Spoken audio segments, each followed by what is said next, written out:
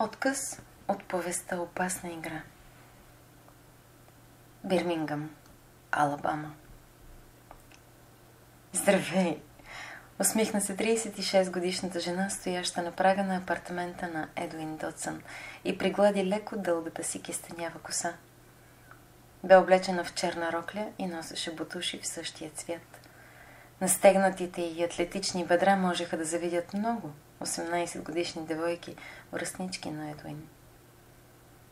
"Здрасти, радвам се да те видя", каза той и едва затръшнала вратата я прегърна през кръста и впи устни в нейните. "Нетърпелив си", изпъшка тя, докато Дотсън започна да целува врата й, а ръцете му докоснаха задните й части. Налагаше им се да взимат някои предпазни мерки, за да не разберат нейният съпруг и неговата приятелка, както и никой друг.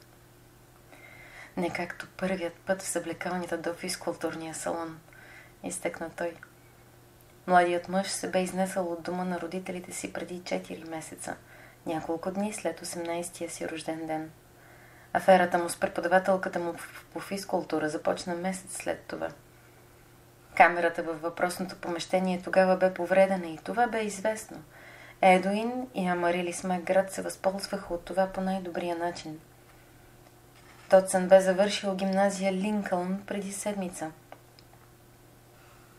Помня, че заслужи отличен 6 за изпълнението си тогава. Аз винаги съм за отличен и наистина си заслужавам оценката всеки път. "А си и скромен?" усмихна се Амарилис. "Хайде, признай си. Нямаше да ти харесвам толкова, ако бях скромна момче." "Виновна съм. Няма как да отрека." Пусна му език. Новелата "Опасна игра" е включена в сборника "Злините идват по 3" на Емил Левков. В този сборник можете да откриете още една новела и един разказ. Приятно четене!